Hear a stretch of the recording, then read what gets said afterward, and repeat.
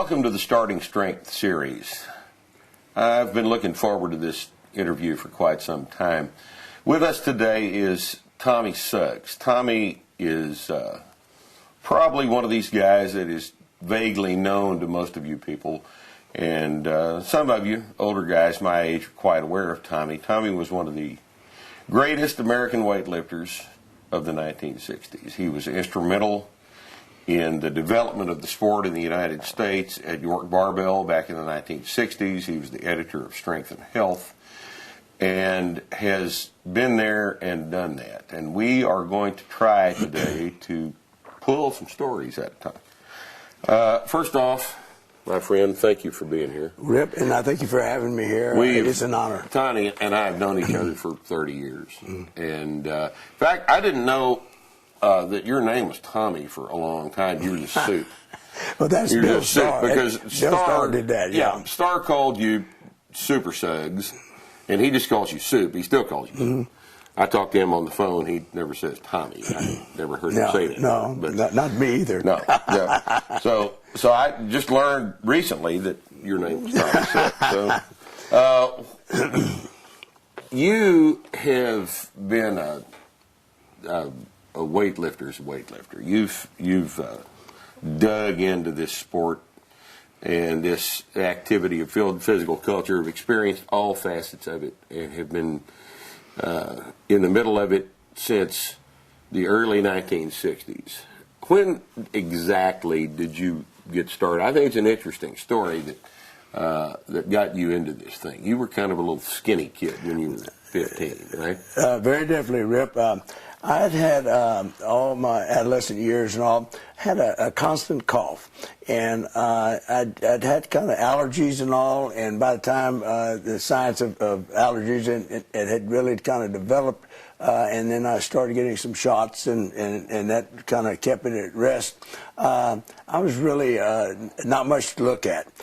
Skin and well, don't tell me that I'm not much now, but that skin and bones is what I was. And my mother, you're kind of on the and my mother, being concerned like all mothers are, asked our family doctor, who was also a friend of the family's, what to do. You know, is there anything I can do? And he surprisingly suggested weight training to gain weight. Isn't that interesting? And now that's in the 50s, and that's real interesting. And so that Christmas, I guess that was about 50 or 51, about 50, probably that Christmas. I was in ninth grade, I remember that. And I got cables for my birthday, or maybe Christmas present. And a little after that, for some reason or other, the junior high coach bought a set of weights. And they were up there on the platform, up on the stage, kind of out of the way, and I just happened to find them one day. And we never were encouraged to lift. They were just there. And myself and a couple other guys found them, and so we started lifting. Why do you think he was motivated to buy the set? I have no idea. He was fairly progressive. It was Coach Day, and he was a very important person in my life.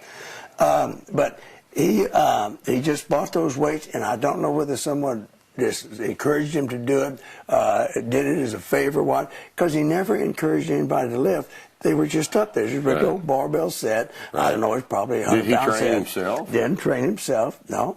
And so I don't know what that was, but interesting. Yeah, it's interesting. Well, a lot of those things just kind of fall in place when you look back on it. You wonder about those things, but we just don't know. Right. You know. So you were little nasty, skinny 15-year-old kid in junior high and started lifting weights. When did you meet Jerry Travis? When I went the Texas Weightlifting Hall of Fame starts this year. Yeah. And he is one of the 4 people we're bringing into the Texas Weightlifting Hall of Fame. For what it's worth, he definitely deserves it. He was definitely there at the early years. He went out to California and brought back a lot of knowledge that we didn't have in Texas. That was the year that I went to the University of Texas in 1954. And he had just come back from California. And another thing, how this fell in place, I played football, ran track, and played basketball. And I was used to always like getting in shape or training for a sport. But when I went to college, I was too small to play football there and all. What did you weigh? I weighed probably about 170, 65 or 70, I think, my senior year in high school. And all I played offensive guard at that weight, in fact. Middle linebacker. And, things have changed. Yeah, I even made all district, for whatever that's worth. But those were that was what I was used to. And so I get to college, and there's a hollow spot there. And then I'm going in and training because I enjoyed that training. Mm-hmm. There was a couple of people doing the Olympic lifts, and Gerald was one of them. And Gerald showed me the Olympic lifts. Right. And he says, hey, there's a contest coming up next month. Why don't you train with us, and we'll go to that contest. So he's the one that showed you the snatch. The snatch and clean and jerk, and kind of got me to the contest, and a lot of things about, how to squat right and how to train, the exercises, reps, sets, the basic stuff that you start with, yeah.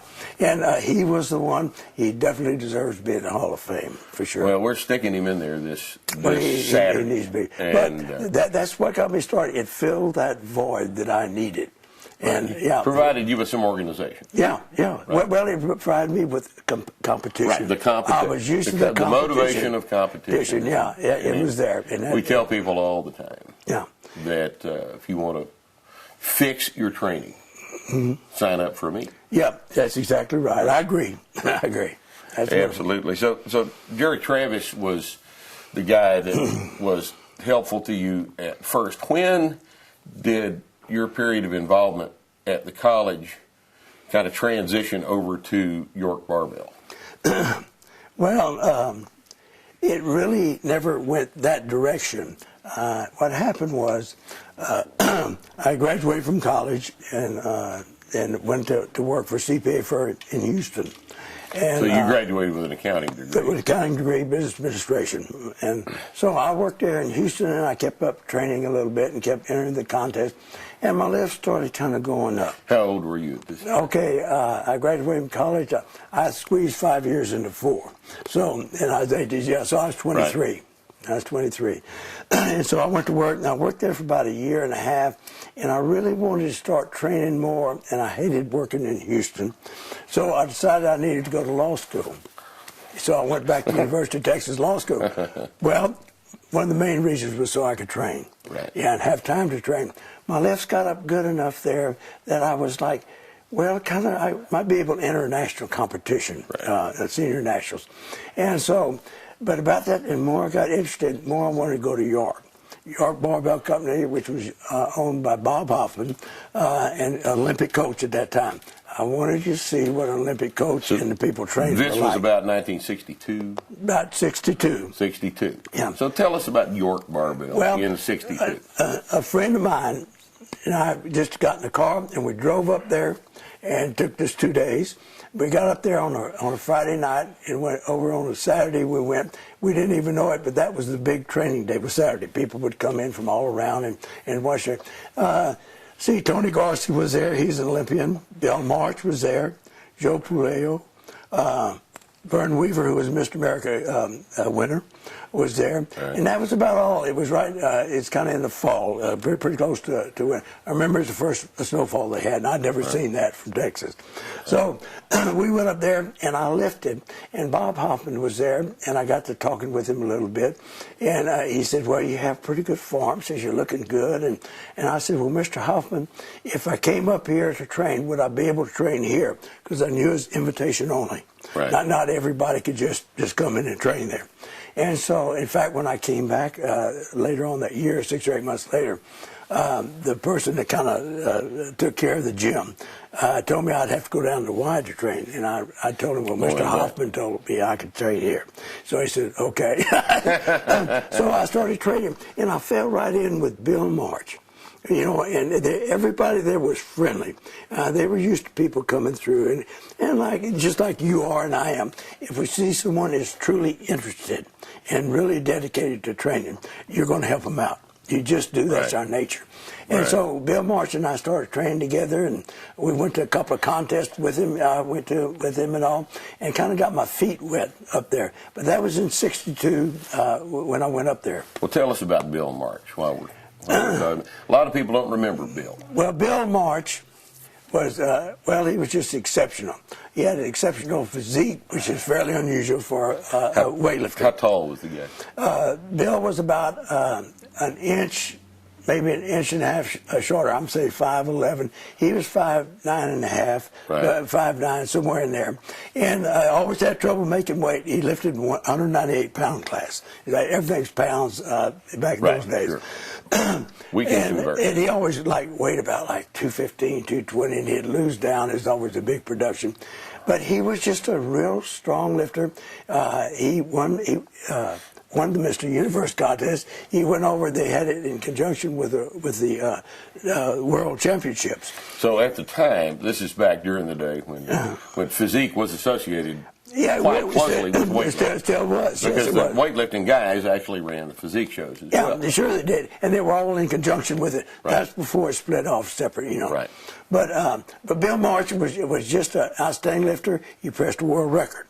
One of the most impressive things, I don't remember what it was, but he pressed a world record, I believe, 69 at the national championships. Right. Yeah, and so that was he was a world record holder. He was an Olympian, and he just really helped me train, because that was the time that we got with they had started the rack training, pure isometric and isotonic.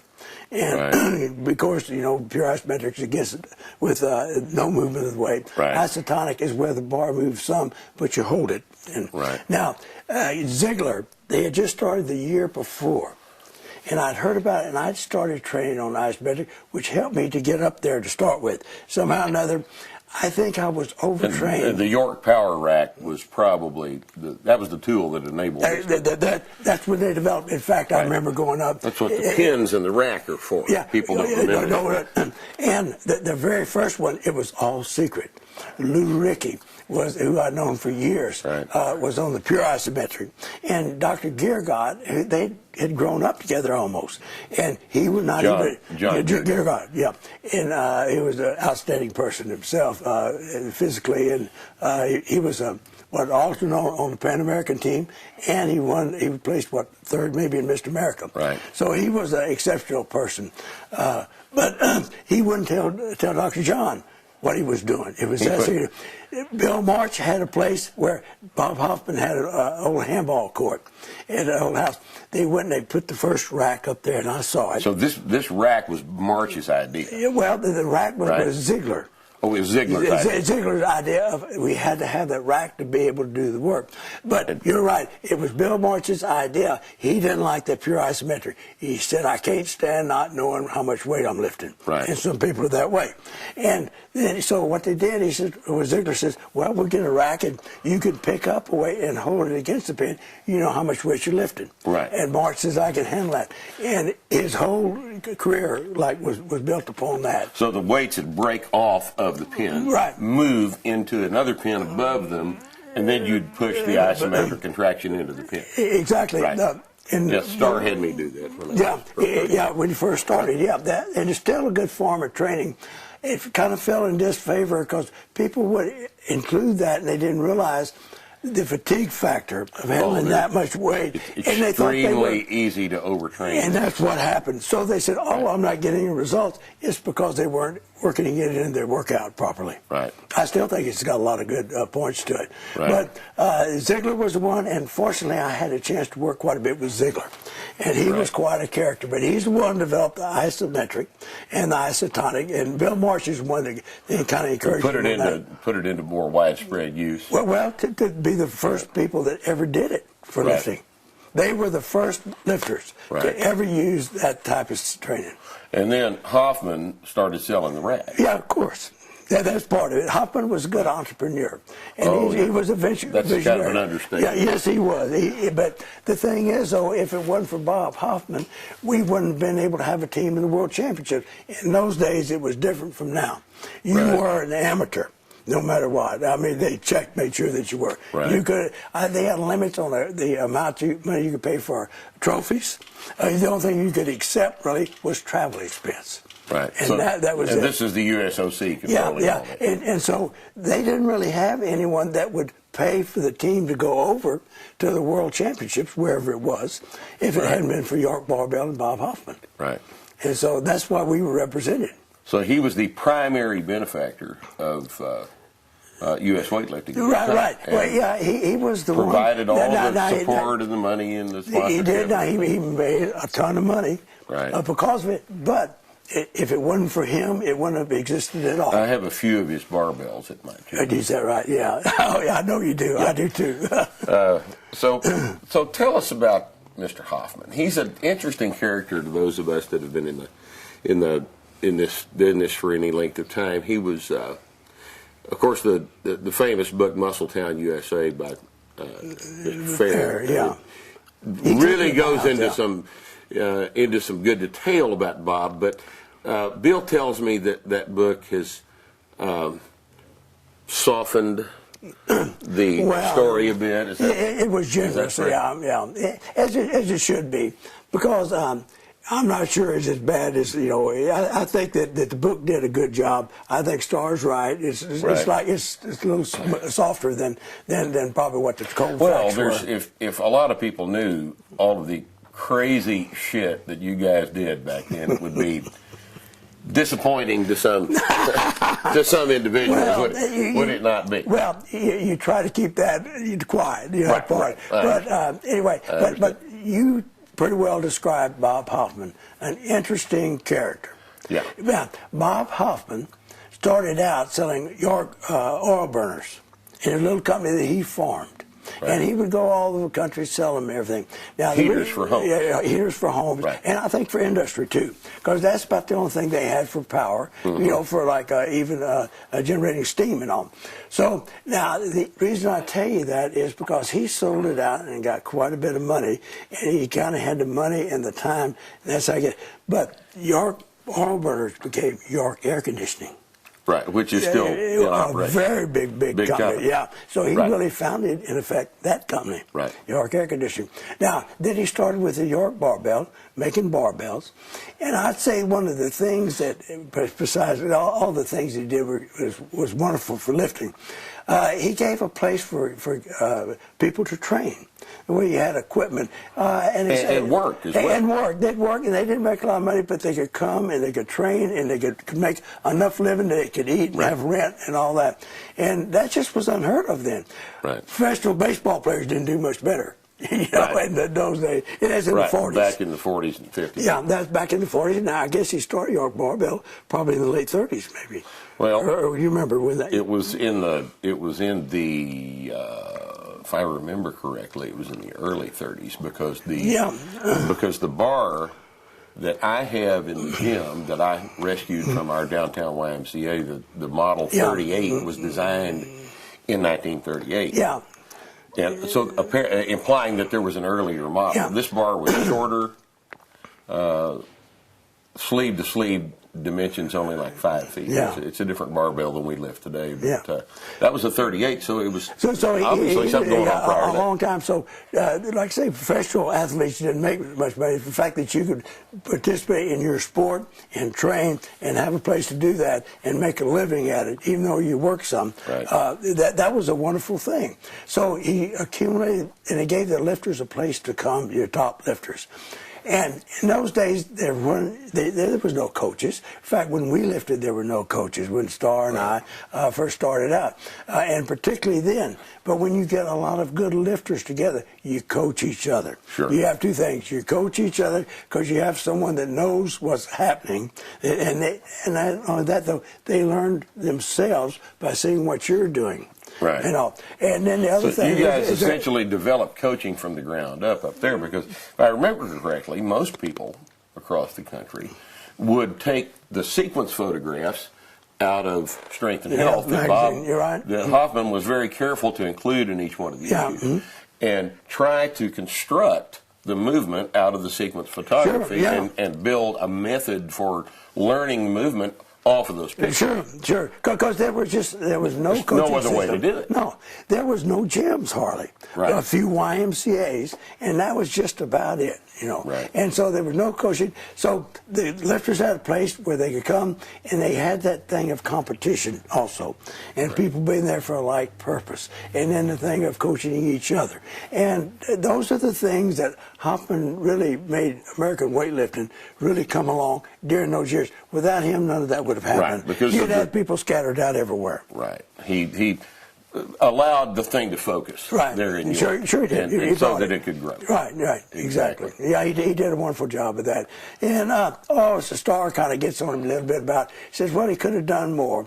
Well, the fact what he did was wonderful. Right. So I don't fault him for that. Well, it's hard to. Had he not been there at all, it'd been nothing. Now you can go ahead and complain all you want about all the corruption at the Turpac and a lot of people like to complain about Turpac and all that stuff that went on, but in the grand scheme of things, had York not been there, weightlifting would. No, not at all. Not at all.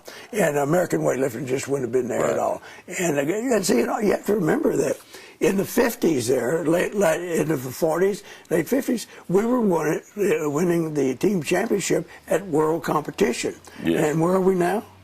Well, in 2007, the United States team placed 28th in the world. And we were, all through the 50s and 60s, we were in probably the top 4. Right. And a lot of times that we won, and maybe second or third. So we were a real world competitor. In the top 5. Yeah, always there. Right. Always there. And that was because of York Barbell and the things that they did and just the kind of overflow from it.